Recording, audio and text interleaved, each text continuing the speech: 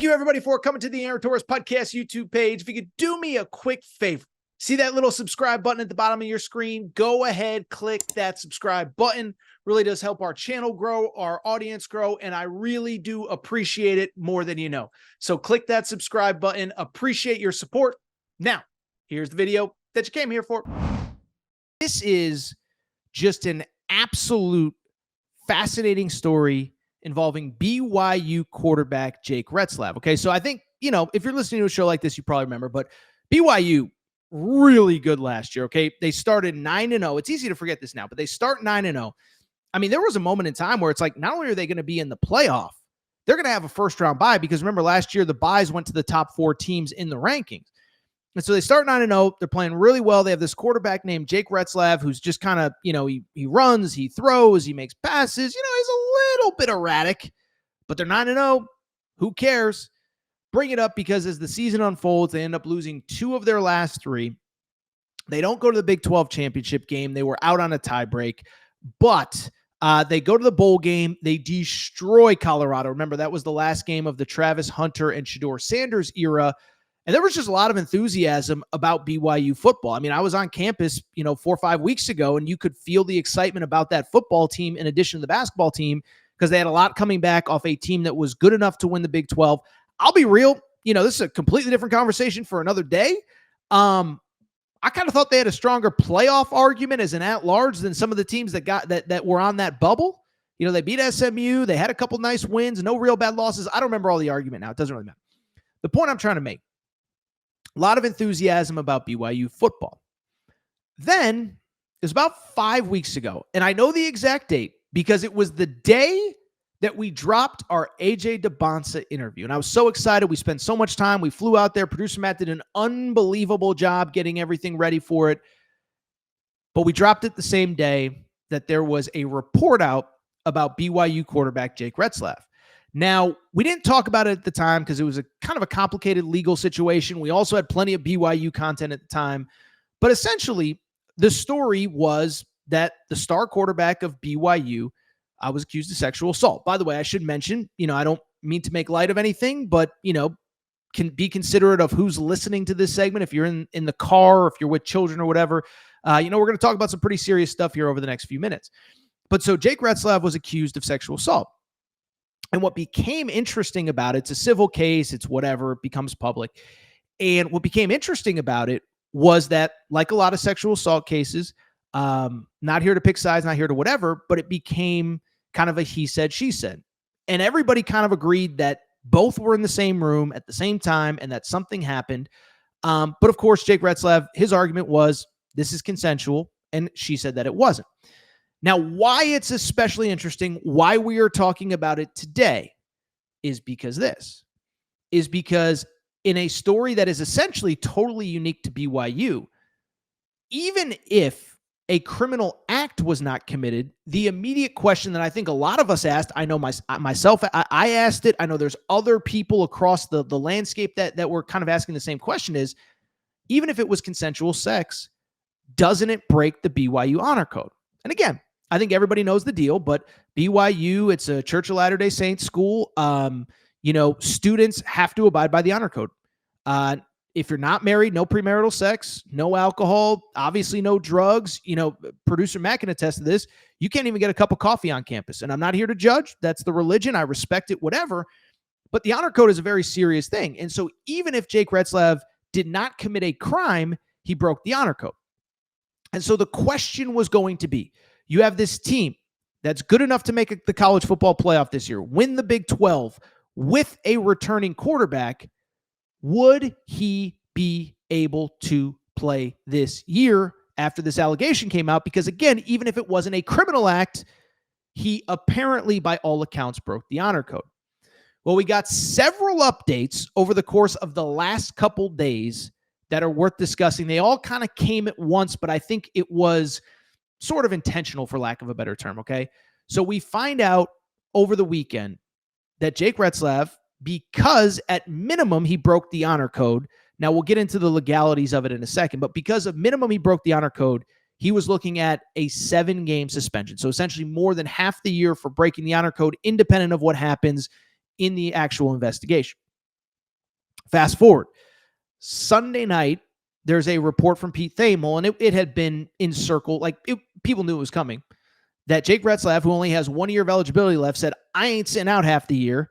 I may have broken the honor code, but I didn't break any laws. I'm entering the transfer portal. Now, I put out a tweet. It was a little misleading, so I deleted it, whatever. But I bring it up because he enters the transfer portal. It becomes a two-pronged question.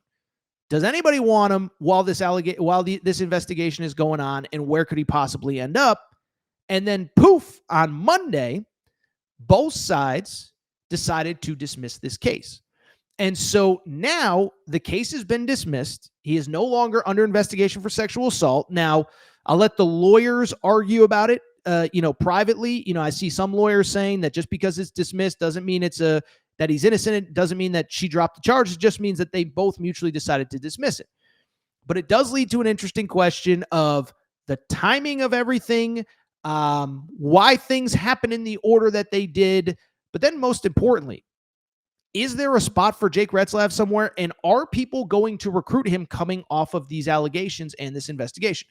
Now, listen, I'll say this in terms of the timing of everything. Okay. So I'm just going to be real, and we're going to go deep into the dark web of the internet right now. There are not reports. There's like internet chatter, but I want to bring it up because it's a conversation in the BYU community. There's conversation that, maybe this woman, was like, I don't know how to put this delicately, but basically it was all a sham to get him off of the team in the portal and away from BYU. I'm not saying that's what happened, but I am saying that is a conversation that is happening. And essentially that once he entered the portal and he wasn't going to play at BYU, that was why the case got dismissed. That's something that is being talked about. Now, I have no proof of that happening. I don't know if it's true.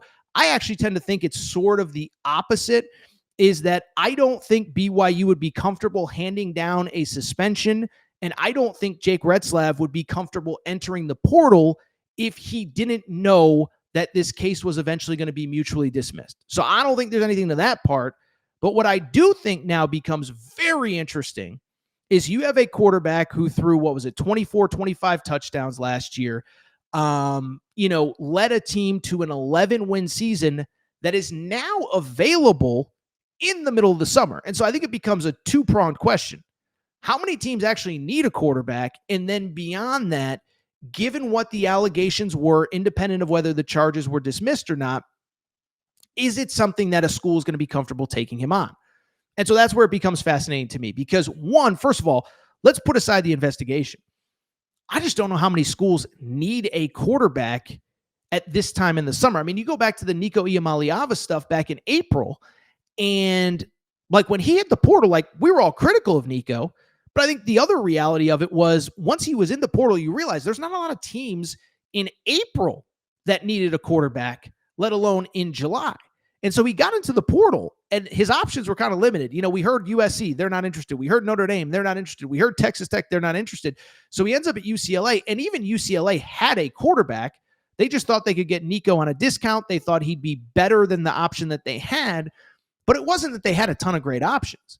And so now you fast forward to now, who needs a quarterback? And then even if you can get Jake Retzlaff in the next couple weeks, it's the same conversation that we had about Nico back in April. Back in April, we were saying about Nico, it's like, well, dude, you're going to come in after spring practice. You don't know your receivers. You don't know your teammates, and you're going to make it work by September. Well, now extrapolate that to basically early to mid-July with Jake Retzlaff. He's going to go somewhere and, get a starting job, compete, whatever it is.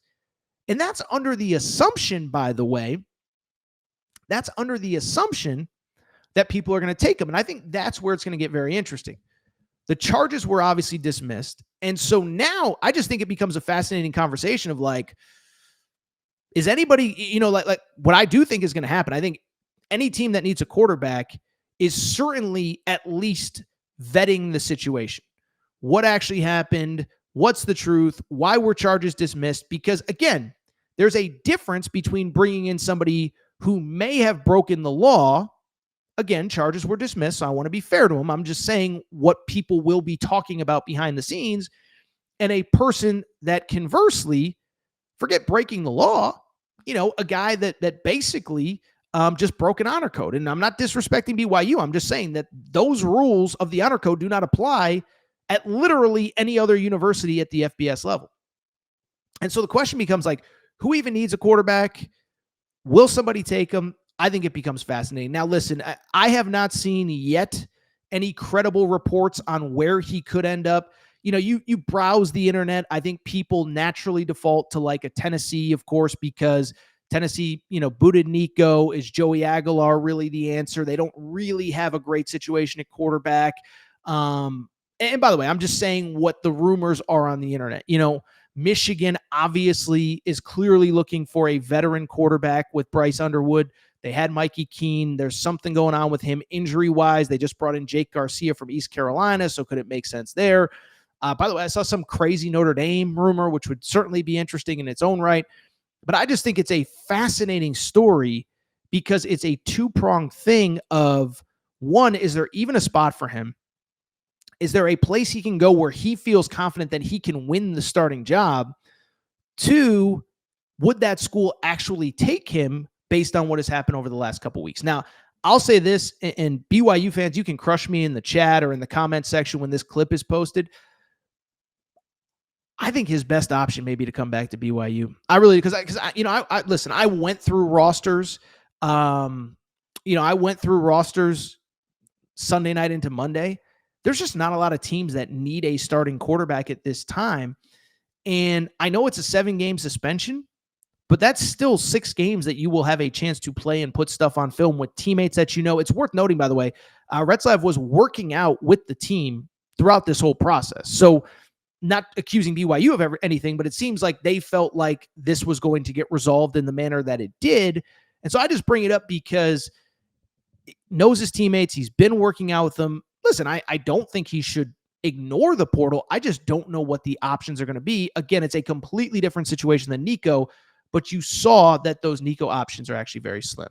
So with that said, I don't know what else there is to say about all of this, but it is a fascinating story. It is something to follow.